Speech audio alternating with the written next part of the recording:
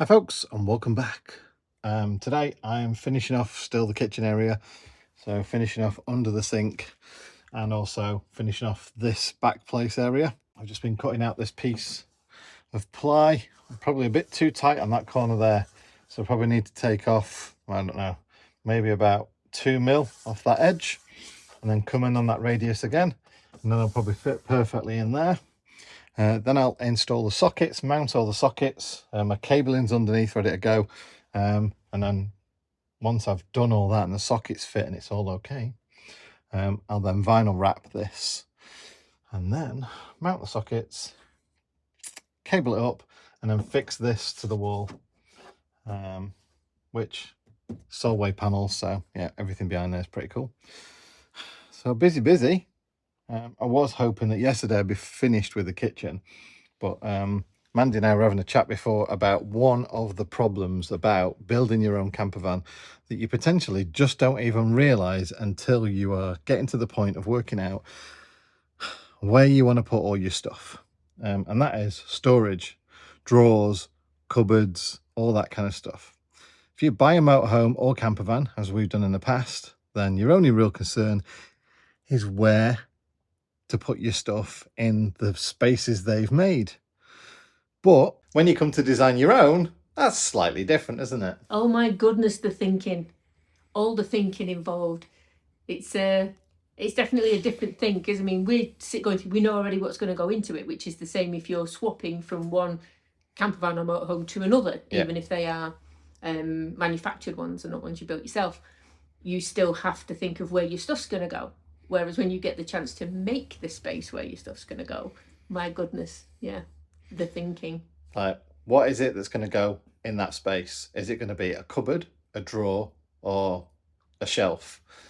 How many shelves? What items are you going to put in there? What size are they? Do I build it to that exact size now? Because I might replace it soon. And if you've got drawers, what stuff are you going to put in the drawers? Because drawers are good. Drawers seem to be a good idea to have. But what for? I mean, you put cutlery in drawers, and then little bits of stuff, like maybe tins, maybe. Yeah, I mean, I have a tack drawer in every single place I've had a tack drawer, so I need one of those.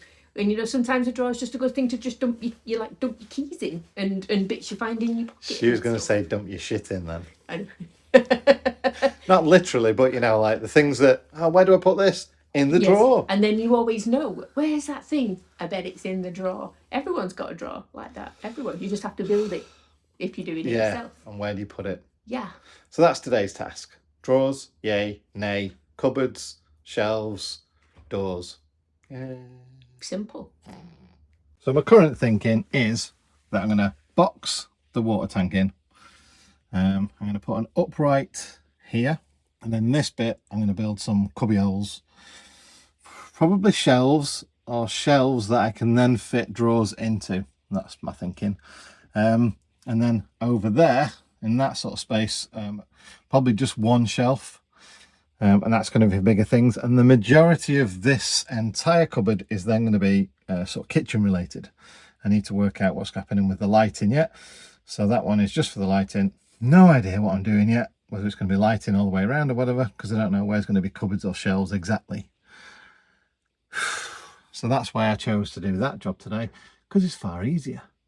And then if I've got time later, I'll move on and start doing this, essentially cutting wood, resizing it, blah, blah, blah. Now we've got the track saw and all the tools that brings along. It means that cutting a piece like this took me about 5 minutes. So yeah, I'll get there. So that piece is now cut. Fits fine there, there and there. Very happy with all that. The radius for that was the bottom of my drinks bottle that you see me have all the time. So that was nice and easy. And there is a screw and one of the covers behind there, so I will take that out before I do it.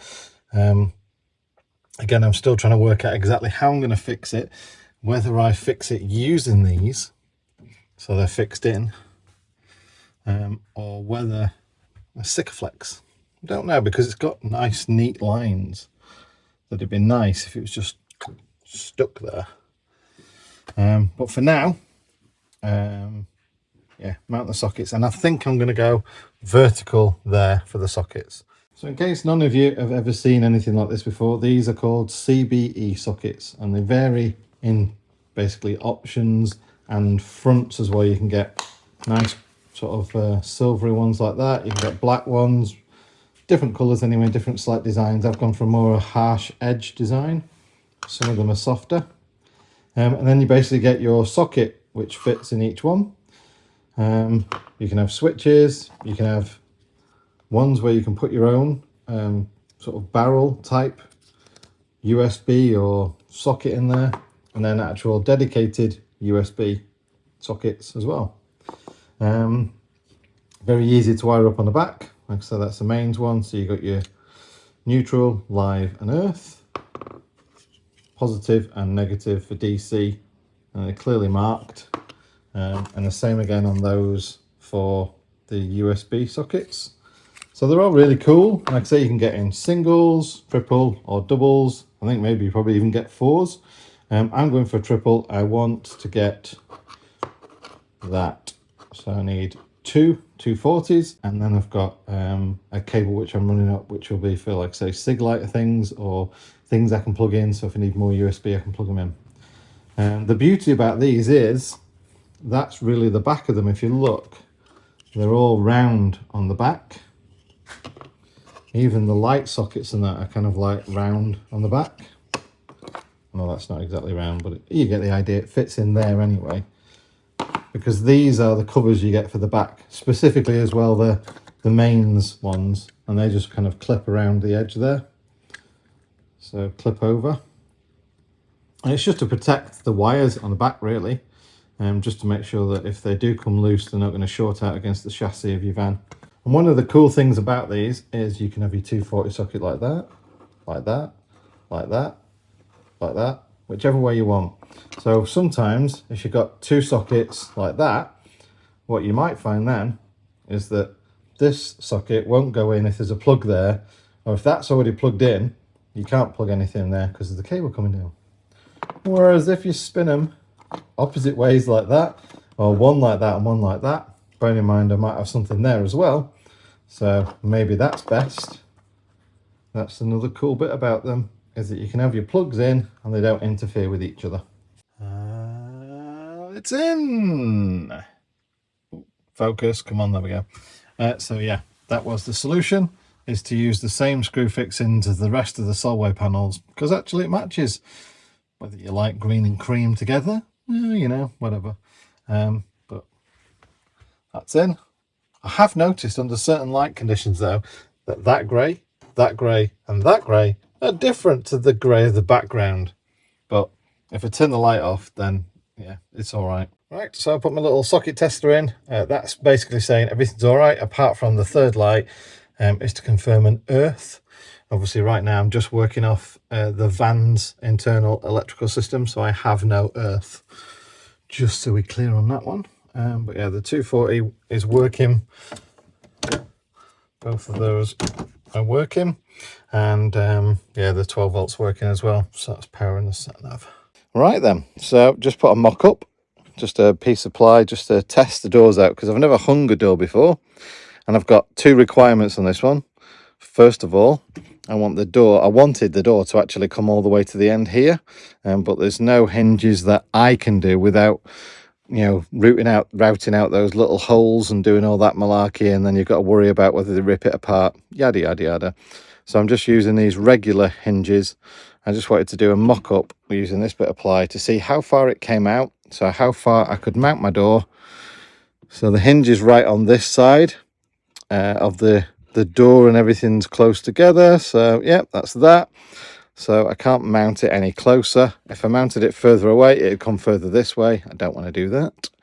So yeah, I just need to now make a measurement of that alignment there to the center of this, which is going to be my sort of the latch area where the catches are for the door. And yeah, that is that. At least I know now. I'm going to wrap this anyway, so it covers it all up.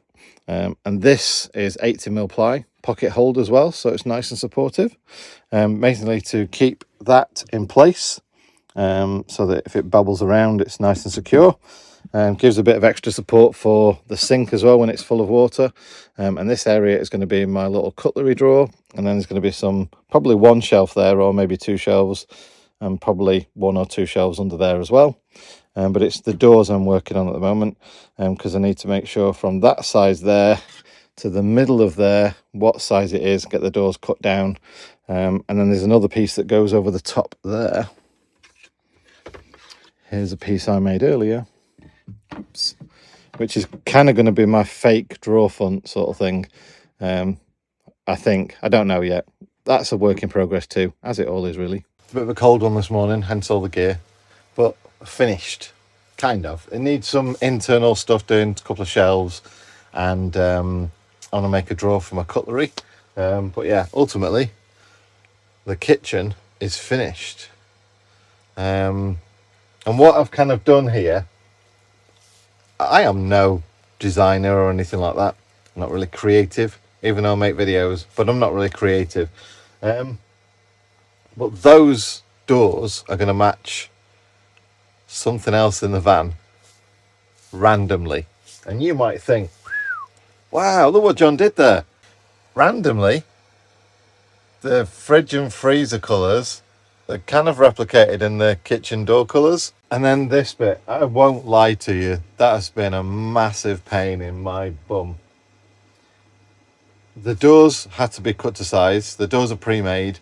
A little tale to tell you on that one. I went to Magnum Motorhomes and asked them about some of the finished doors. Again, me and wood.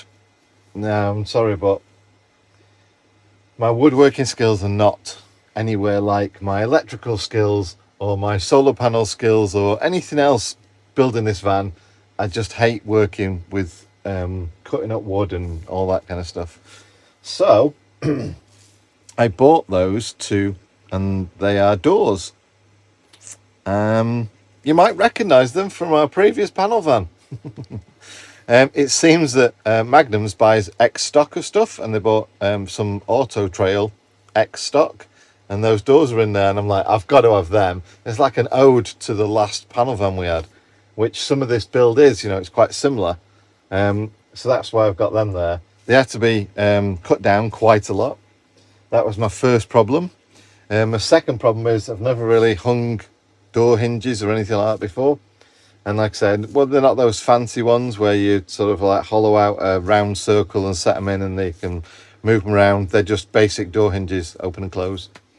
So that took some getting used to, of making them be symmetrical, not only sort of side to side with a gap down the middle, which there's about 1mm gap down the middle, but also to make sure that they're the same height and they close the same way, yada, yada, yada. And that probably took me about 3 hours to cut them down to the right depth, to hinge them and latch them and everything. How do you put a latch on the inside of a door when you close the cupboard and you can't get to it? How do you know where the latch goes? Yeah, I'm sure that 25 people will now be smashing in the comment section telling you, oh, John, this is how you do it. But anyway, you live and learn, so that's it. So yeah, a couple of shelves in there. And my drawer for the top, and that top piece then will probably be the drawer front to the drawer at the top, but that's for another time anyway. I'm just happy to get it all finished off. Right, and speaking of finishing off, today's Friday, so you all have a fantastic weekend, and I'll see you next week. Bye.